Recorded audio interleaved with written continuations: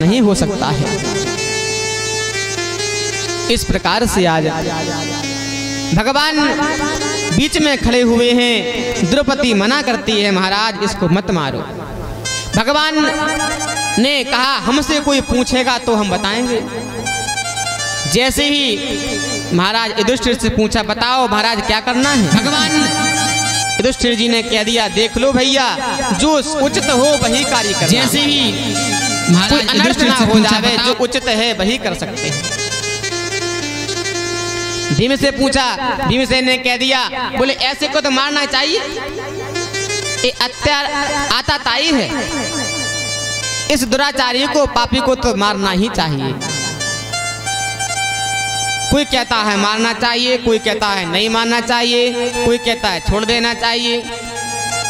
उसी समय अर्जुन ने भगवान कृष्ण कन्हैया के चरणों में ध्यान लगाया और अर्जुन ने कहा, अरे मेरे प्रभु, जब मेरे गुरु महाराज खड़े हैं, कृष्ण कन्हैया खड़े हैं, तो अब मुझे क्या आवश्यकता है। शिष्यस्तेवां साधुमां त्वां प्रपन्नम, महाराज मैं आपका शिष्य हूँ और मेरा आप मार्गदर्शन करें। भगवान ने कहा, देखो भाई, हम जो शास्त्र में लिखा है, जो सत्य है वो हम बताते हैं। शास्त्र ने जो आज्ञा दी है, शास्त्र की बात को आप सुनो और उसको सुनकर के अपने आप निर्णय लो। ठीक है महाराज, बताओ क्या करना चाहिए। तो आज भगवान कहते हैं, ब्रह्म बंधुर्न हन्तव्य आततायी बदर्हना मयैवो भयमामनातं परिपाहे अनुशासनम्। भगवान ने कहा, ब्रह्म बंधुर्न हन्तव्य, वो छोड़ना नहीं है, और ब्राह्मण है इसलिए मारना नहीं है। अब क्या करें।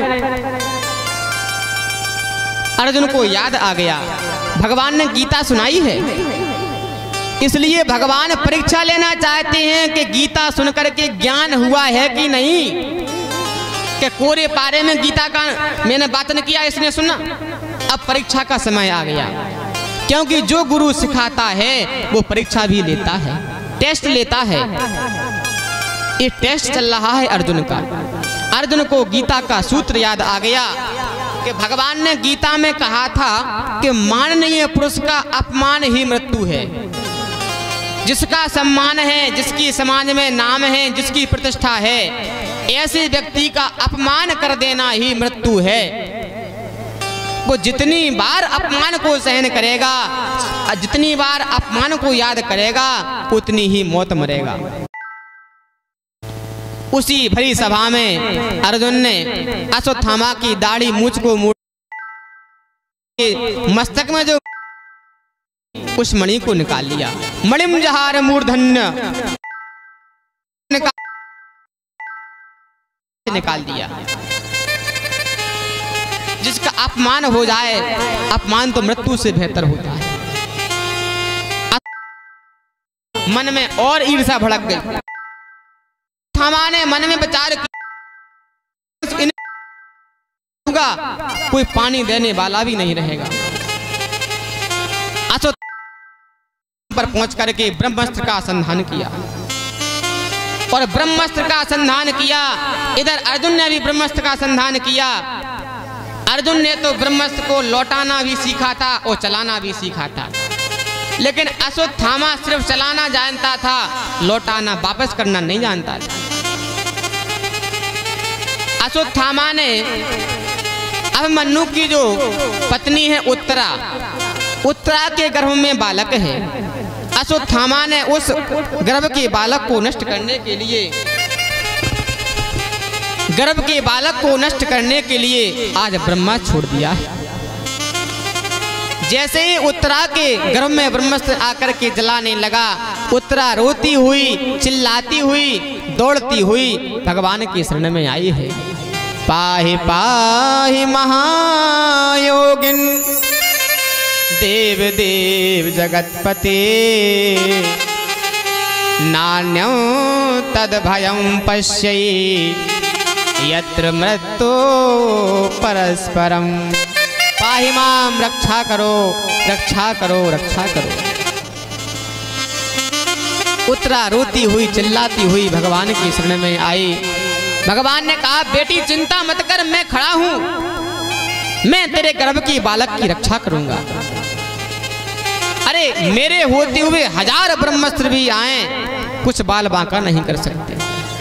एक रूप से तो भगवान खड़े दिखाई दे रहे हैं और उधर भगवान ने छोटा सा रूप बनाया, अंगुष्ठ के बराबर रूप बना करके उत्तरा के गर्भ में भगवान प्रवेश कर गए और ब्रह्मास्त्र को शांत किया और उत्तरा के गर्भ के बालक की रक्षा कर दी। बोलो गोविंद भगवान की जय। उत्तरा के गर्भ की बालक की रक्षा की है।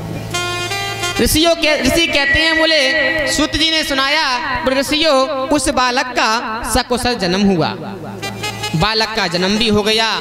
उस बालक का नाम रखा गया विष्णु रात।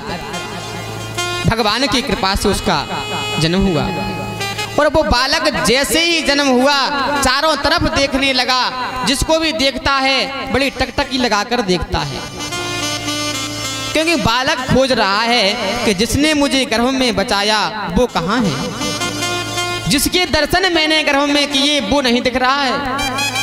इसलिए उस बालक का नाम रख दिया परीक्षित। बोलो परीक्षित जी महाराज की जय हो। उस बालक का नाम परीक्षित हुआ। ऋषियों ने कहा, आश्चर्य है महाराज। बोले आश्चर्य इस बात का नहीं है कि भगवान ने गर्भ के बालक की रक्षा की, ये आश्चर्य नहीं है। तो महाराज बोले आश्चर्य इस बात का है कि वो जीव कितना धन्य है, कितना महात्मा है, कितना पुण्य आत्मा है कि जिसने संसार में जन्म बाद में लिया, पहले भगवान के दर्शन कर लिए। कितना महान जीव है, संसार में आने से पहले परमात्मा को प्राप्त कर लिया है। जीवन पर्यंत परीक्षित जी महाराज यही देखते रहे कि जिसने मुझे गर्भ में बचाया वो कहाँ। भाई परीक्षित जी महाराज सारे भूमंडल के चक्रवर्ती सम्राट बने। 5 पांडवों ने परीक्षित जी महाराज को राज देकर के स्वर्गारोहणी यात्रा प्रस्थान की, परम धाम में गए और अंत में कुंती बुआ ने भगवान से प्रार्थना की, स्तुति की है। कुंती बुआ ने कहा, बोले नमस्ते पुरुषं त्वादं ईश्वरं प्रकृते परं अलक्ष्यं सर्वभूतानां अंतर्बहिरव्यवस्थितं। नमस्कार है, नमस्कार है। बोले किसको नमस्कार है? बोले जो सारे संसार के मालिक हैं, प्रकृति से परे हैं, उन परब्रह्म परमात्मा को मेरा नमस्कार है, प्रणाम है। कुंती महारानी ने सुंदर भगवान की स्तुति गाई है।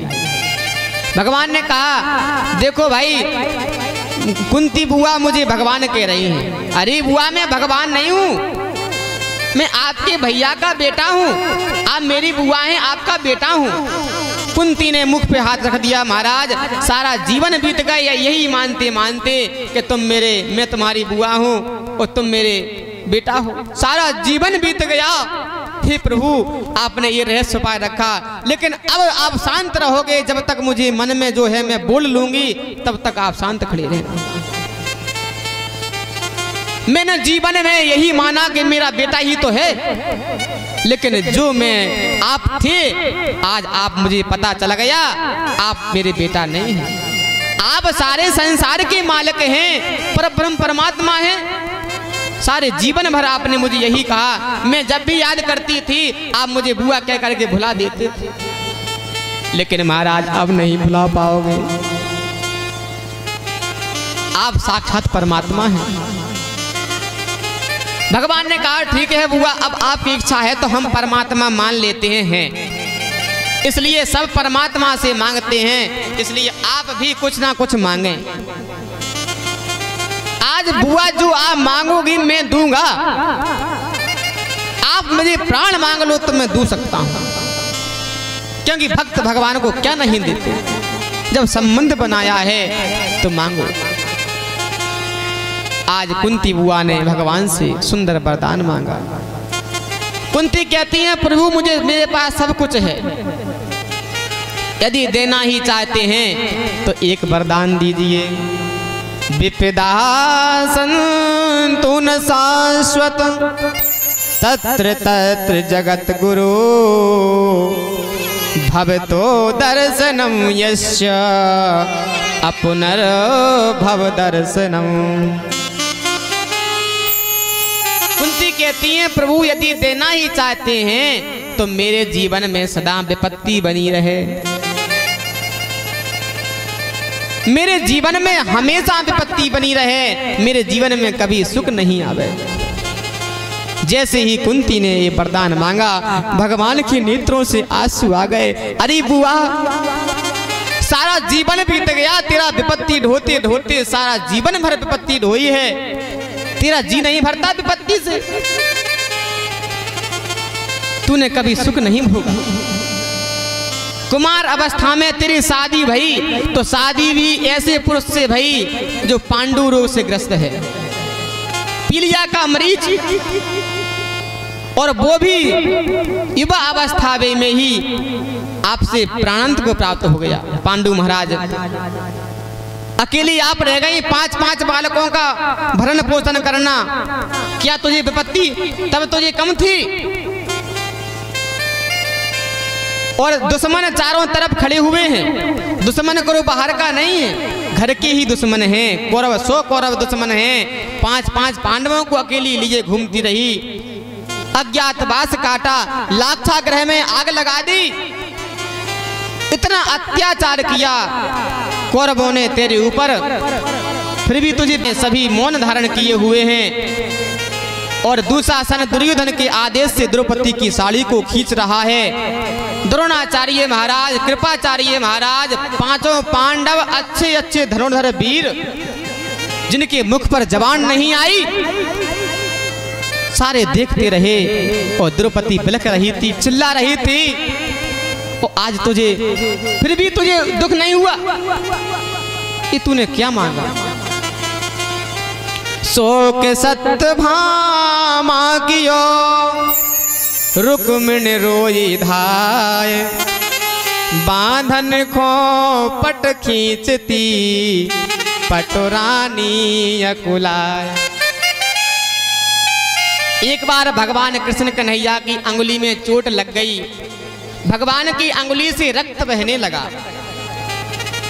सारी रानियां सत्यभामा शोक करने लगी। शोक सत्यभामा कियो रुक्मिणी रोई धाय, और बांधने को चीर ढूंढने लगी। 9 लखे के हार साड़ी पहने हुए हैं, चुनरियां पहने हुए हैं, लेकिन एक थोड़ा चीर ढूंढ रही है, चीर कहाँ है? बांधन खोपट ढूंढती पटुरानी अकुलाए। तब लग द्रौपदी ने देखे यदुवीर, अंगुरी बांधन को तुरत अपनो चीर दो तीर। द्रौपदी ने अकधक नहीं किया, जैसे देखा तुरंत अपनी साड़ी निकाली, उसमें से चीर करके धागा लपेट करके भगवान की अंगुली को बांध दिया। जोनों तक भगवान की पटरानियां चीर ढूंढती आई, तब तक तो द्रौपदी ने बांध दिया। प्यारे घनश्याम यदि काम आवे आपके, तो काढ़ दूं नसों को, ये तो रेशम के धागे हैं। वे धागे भी अभागे जो बढ़े नहीं आगे, भाग उन्हीं के जागे जो उंगली फैलागे हैं। अरे वो अभागे धागे हैं जो आपकी उंगली पर नहीं लगे, धागे तो वे हैं जो आपकी उंगली पर लग गए हैं। भगवान ने कहा रहेगा याद दिन वो तो जीवन में ना भुलाऊंगा, और देखना बहना तुम्हारे काम आऊंगा। आज तूने जो मेरे ऊपर एहसान किया है, इस चीर को बांध करके, उंगली को बांध करके, तो बहन यदि याद रहेगा तो जीवन में मैं भी इस एहसान को कभी नहीं भुलाऊंगा। तेरे एहसान को मैं मानूंगा। आज वही एहसान को भगवान ने एक चीर के बदले में हजारों साड़ियां बढ़ा दी। दुशासन थक गया लेकिन साड़ी नहीं खींच पाया। साड़ी बीच नारी है कि नारी की ही साड़ी है, ये पता नहीं चला कि नारी में से साड़ी बनी है कि साड़ी में से नारी बनी है। पर्वत के ढेर लग गए साड़ियों के। उस वक्त तेरे दिल पर क्या गुजर रही होगी बुआ? उस वक्त तुझे दुख कम था क्या, जिसकी भरी सभा में बेटी की लाज लुटाई जा रही हो? और आज तेरे बेटा चक्रवर्ती सम्राट बन गए, सारे संसार के राजा बन गए हैं, सब कुछ घर में है, आनंदी है। और आज जब सुख का समय आ गया तो दुख मांग रही है। ये तुझे हो क्या गया है? कुंती ने कहा, बोले प्रभु, यदि दुख में भी आपका स्मरण बना रहे तो वो दुख दुख नहीं है। सुख के माथे सिल परे जो हरि हृदय से जाए, और बलिहारी बा दुख की जो पल पल नाम रटाए। ऐसे सुख पर सिल पड़ जावे जो भगवान को भुला दे। इससे बढ़िया तो वो दुख बढ़िया है जो पल पल भगवान की याद कराए, पल पर प्रभु की याद रहे। कुंती कहती है, महाराज मुझे एक क्षण भी आपकी वियोग नहीं चाहिए, आपकी पल पल याद बनी रहे, चाहे दुख हजारों आए कोई चिंता नहीं है, आप मुझे दुख चाहिए। भगवान के नेत्रों से आंसू आ गए। भगवान ने भी कहा, कुंती बुआ मैं मान गया, वास्तव में आप भक्त हैं।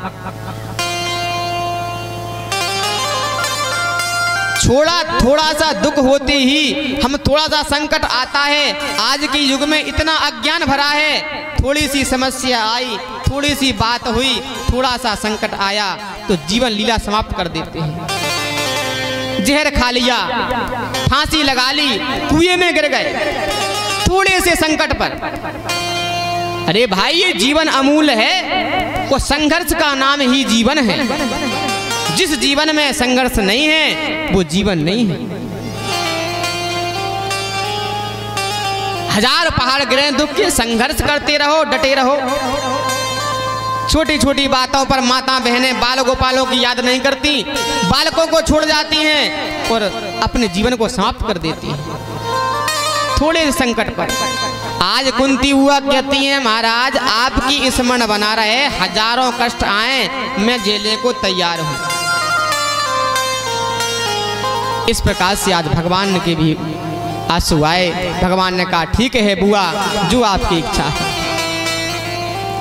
दुख में सुमरन सब करें, सुख में करे न कोई, और जो सुख में सुमरन करे सो दुख काहे को हो। आज भगवान कुंती बुआ को वरदान दे करके अपने परम धाम के लिए प्रस्थान कर गए। बोलो गोविंद भगवान की जय हो। पांचों पांडव भी भगवान का स्मरण करते हुए अपने धाम को गए।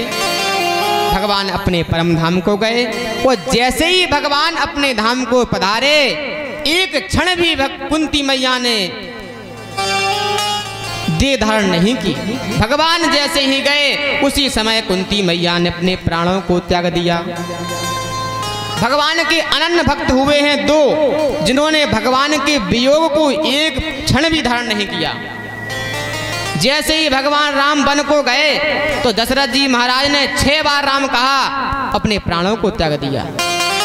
राम राम कहे, राम कहे, राम राम कहे राम, तन पर हर रघुबर बिरहे, सुराव गयो सुरधाम। 6 बार राम का राम राम राम, 6 बार राम स्मरण किया, भगवान के धाम को चले गए। जैसे ही आज भगवान अपने वैकुंठ लोक को गए, उसी समय कुंती मैया ने प्राणों को त्याग दिया। सभी पांचों पांडव परीक्षित महाराज को राजगद्दी दे करके भगवान के परम धाम को प्रस्थान कर गए। बोलो गोविंद भगवान की जय। परीक्षित जी महाराज संपूर्ण पृथ्वी के सम्राट बने। समय होने जा रहा है, संपूर्ण पृथ्वी के सम्राट परीक्षित जी महाराज बने। तो परीक्षित जी महाराज ने सोचा कि अब एक दिन मुझे जाकर के सारी पृथ्वी की परिक्रमा करनी चाहिए, कि मेरे पूर्वजों ने आकर के यहाँ राज किया। परीक्षित जी महाराज भ्रमण के लिए निकले और जंगल में रास्ता भटक गए। समीक महात्मा की आश्रम में आए। महात्मा तपस्या में बैठे हुए थे। परीक्षित जी महाराज ने कहा, अरे महाराज, मैं परीक्षित बोलता हूँ, आपके राजा हूँ, संपूर्ण सृष्टि का राजा हूँ, चक्रवर्ती सम्राट हूँ। महात्मा तपस्या में बैठे हुए थे। समीक महात्मा की समाधि लगी थी। परीक्षित जी महाराज ने सोचा, कोई ढोंगी बाबा है, ढोंग करके बैठा है, मुझे कुछ देना ना पड़े, जल ना पिलाना पड़े, भोजन ना कराना पड़े, इसलिए ढोंग करके बैठा है। परीक्षित जी महाराज ने मरा हुआ सर्प पड़ा था, उस मरे हुए सर्प को अपने धनुष की डंडी से उठाया और महात्मा समीक के गले में डाल दिया।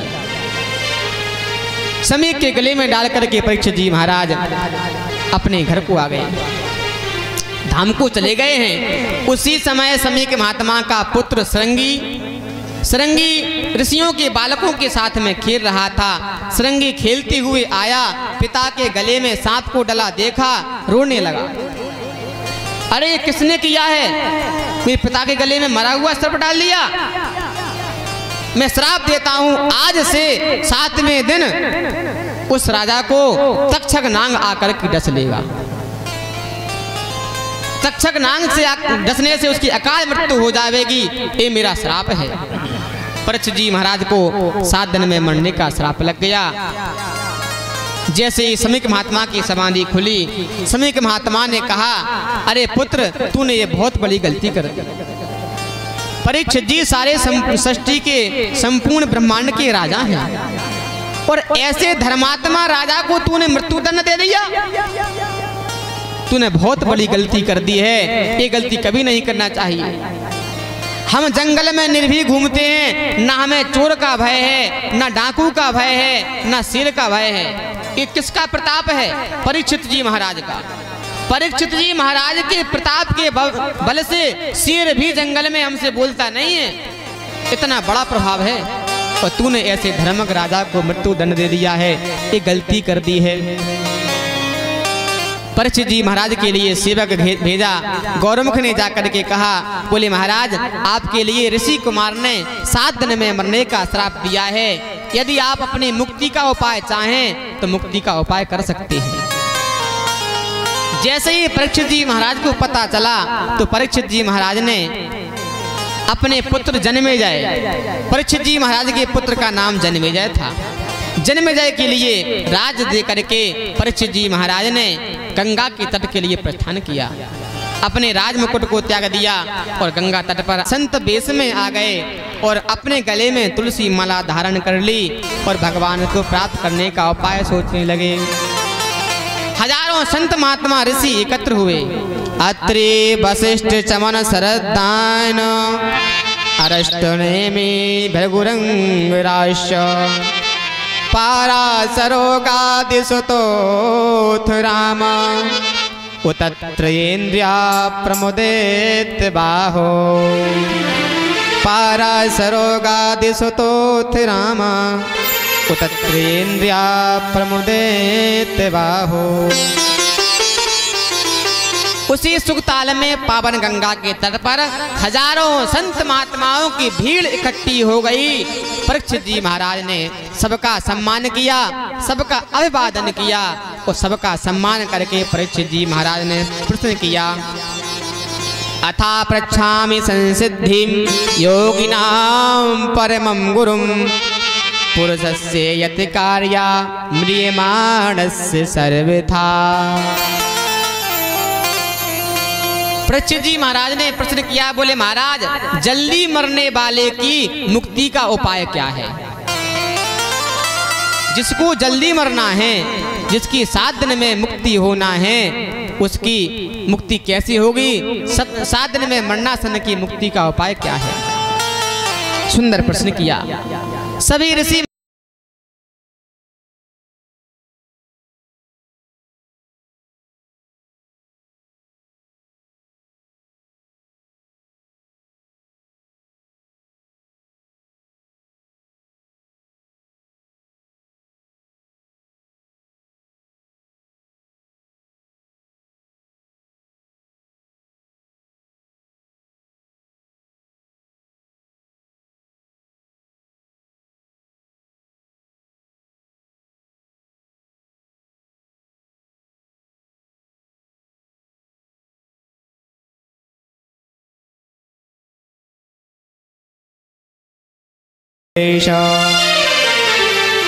दिगंबरं भक्त विकीर्ण केशं प्रलम्ब बाहो समरुत्तमाभं श्यामं सदा दीप वयं अलक्ष्म्या स्त्रीणामनोज्ञं रुचिरस्मितेन तत्रा भवत भगवान व्यासपुत्र। उसी समय में भगवान व्यास के पुत्र श्री सुखदेव जी महाराज प्रकट हुए। सुखदेव जी महाराज जैसे ही प्रकट हुए, परीक्षित जी ने पूजन किया, सुंदर माला पहनाई, आसन दिया और महाराज प्रश्न किया। बोले महाराज, मुझे 7 दिन में मरने का श्राप लगा है, 7 दिन में मेरी मुक्ति होना है। और बोले 7 दिन में मेरी मुक्ति कैसी होगी, क्या उपाय है? जब उपाय पूछा, सुखदेव स्वामी ने कहा, राजन कोई बात नहीं है। अरे तुम तो 7 दिन की बात करते हो, खटवांग नाम के राजा ने 1 क्षण में मुक्ति पाली थी। आपके लिए तो 7 दिन बहुत हैं, चिंता मत करो, हम आपके लिए 7 दिन में मुक्ति दिलाएंगे।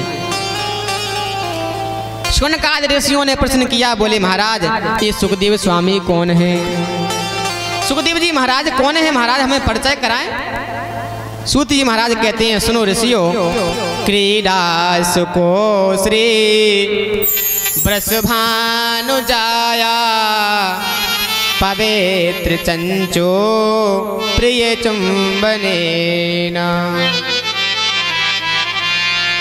गोलोक धाम में, भगवान राधा कृष्ण के धाम में, उनके यहाँ पिंजरा में एक तोता पड़ा है, तोता रहता है।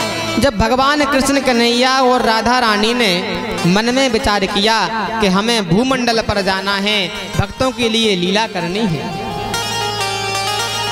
भक्तों के यहाँ लीला करनी है, तो बोले हम भूमंडल पर जाना है। तो जैसे ही भूमंडल पर आने की भूमिका बना रहे थे, वो तोता छटपटाने लगा। तो राधा रानी ने कहा, बेटा क्यों दुखी हो, क्या बात है? बोले मैया, आप और पिताजी चले जाओगे तो मैं किसके सहारे रहूंगा? बोले मैं भी आपके साथ में भूमंडल पर चलूंगा। राधा रानी ने कहा, बोले बेटा हमें जाकर के भक्तों को आनंद देना है, लीला करनी है। तो तोता ने कहा, बोले मैया आप तो लीला करना, और आपकी उस लीला को मैं भक्तों को सुनाऊंगा, तो मैं भक्तों को सुना करके आनंद दूंगा। तो राधा रानी ने आशीर्वाद दिया, जाओ। बोले हमारा आशीर्वाद है, तुम भी जाकर के प्रकट हो जाओ।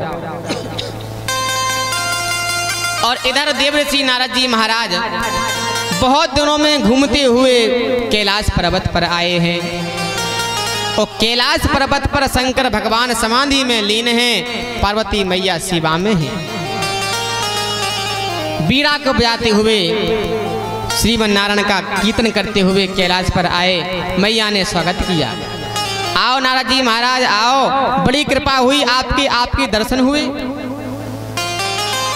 बड़ी कृपा है। आप बहुत दिनों में आए हैं, क्या कहीं व्यस्त थे, कोई कार्य था? नारद जी महाराज ने कहा, बोले नहीं मैया मैं व्यस्त नहीं था, मैंने एक नियम बना लिया है कि मैंने संसार में जाना बंद कर दिया है। क्यों? बोले संसार के लोग बड़ी बदनामी करते हैं मेरी, मेरा बदनाम करते हैं कि नारद जी जहाँ जाते हैं झगड़ा कराते हैं, लड़ाई कराते हैं, इसलिए बोले मैंने जाना ही बंद कर दिया है। और बोले संसार में देखा जाए तो कहीं प्रेम नहीं है मैया। तो पार्वती मैया ने कहा नहीं महाराज, हमारे यहाँ तो बहुत प्रेम है। बोले अच्छा? बोले हाँ, हमारे जैसा प्रेम तो कहीं नहीं मिलेगा। बोले कैसा है तुम्हारे यहाँ प्रेम? तो पार्वती मैया ने कहा देखो नारद जी, मेरा वाहन है शेर और शंकर भगवान का वाहन है बैल। तो शेर और बैल का आपस में बैर है, लेकिन मेरे कैलाश पर्वत पर शेर भी घूम रहे हैं, बैल भी घूम रहे हैं। और भगवान भोलेनाथ के गले में रहते हैं सर्प, और मेरे बेटा कार्तिकेय का वाहन है मोर। तो मोर का व सर्प का बैर है, लेकिन देखो मेरे कैलाश पर्वत पर मोर भी घूम रहे हैं, सर्प भी घूम रहे हैं, चूहा भी घूम रहे हैं, किसी से कोई बैर नहीं है, हम में बड़ा प्रेम है। नारद जी महाराज ने सोचा आज मैया ज्यादा ही बड़ाई कर रही है अपने घर की। नारद जी महाराज ने मन में सोचा, बोले मेरा भी नाम नारद नहीं है, यदि मैंने आज ही खटपट ना करा दी, आज ही खटपट ना करा दी तो मेरा नाम नारद नहीं है। नारद जी ने कहा हाँ मैया बहुत बढ़िया, मान गए, आपके यहाँ बड़ा प्रेम है। वास्तव में आपकी जैसा प्रेम संसार में कहीं नहीं है, बड़ा प्रेम है। नारद जी महाराज ने कहा बोली मैया आपको बुरा ना लगे तो एक बात पूछ सकता हूँ? मैया ने कहा अरे क्या बात है, कोई बुराई की क्या बात है, आप एक नहीं दो बात पूछ सकते हैं। नारद जी ने कहा बोले मैया मुझे एक बात समझ में नहीं आई कि भगवान शंकर के गले में जो मुंडमाला है, ये मुंडमाला में किसके सिर हैं? अपने गले में जो मुंडमाला धारण करते हैं ये किनके सिर हैं? मुझे पता नहीं है। आपके यहाँ तो प्रेम है, आपका भोले बाबा का बड़ा प्रेम है, आपको जरूर बताया होगा। अब पार्वती मैया ने बहुत दिमाग लगाया, बहुत जोर लगाई, बुद्धि लगाई, लेकिन बात समझ में नहीं आई। तो नारद जी ने कहा था मैया मैंने, यदि प्रेम होता तो भोलेनाथ ने तुम्हें जरूर बताया होता, ये स्वार्थ का प्रेम है। ऐसे ही चर्चा चल रही थी, शंकर भगवान की समाधि खुली। बोलो गोविंद भगवान की जय। जैसे ही भगवान शंकर की समाधि खुली है, शंकर भगवान ने देखा नारद जी महाराज, तो नारद जी ने देखा भोलेनाथ जाग गए। भोलेनाथ को प्रणाम किया, प्रणाम प्रभु, प्रणाम भोलेनाथ, प्रणाम। अरे देवऋषि नारद जी महाराज प्रणाम, कहो क्या हाल है? नारद जी महाराज ने कहा बोले महाराज बढ़िया हैं, मैं बहुत देर से आया हूँ, मैया से सत्संग हो रहा है, अब मुझे ज़्यादा समय नहीं है, मैं रुक नहीं सकता, मैं जा रहा हूँ। और नारद जी महाराज चल दिए।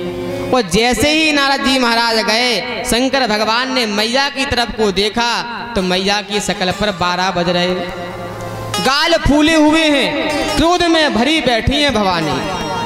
शंकर भगवान जान गए जरूर नारद जी महाराज आए थे, कोई ना कोई गड़बड़ी जरूर करके गए हैं।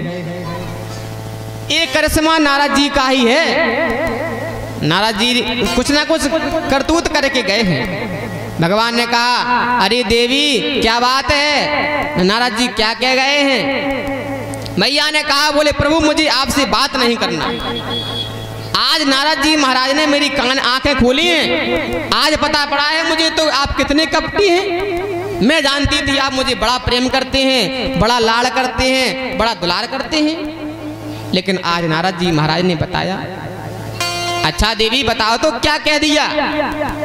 अरे बोले क्या कह दिया? नारद जी महाराज ने सत्य बता दिया। बोले क्या बताया? बोले महाराज मैंने आपके साथ में कब से हूँ, लेकिन आपने आज तक भी नहीं बताया कि आपके गले में जो सिर हैं, ये गले में किनकी माला धारण करते हैं। शंकर जी ने कहा अरे देवी छोटी सी बात है, अरे किसी और के सिर नहीं है, ये तुम्हारे ही सिर हैं। बोले हमारे? हाँ बोले आपके सिर हैं। बोले महाराज ये मेरे कैसे हैं? बोले ये तुम्हारे सिर ऐसे हैं कि जब जब तुम्हारा जन्म होता है और तुम्हारा मरण हो जाता है तो तुम्हारे ब्रह में मैं पागल हो जाता हूँ, तो तुम्हारे सिरों को माला में धारण कर लेता हूँ, तुम्हारे प्रेम में इतना पागल हो जाता हूँ।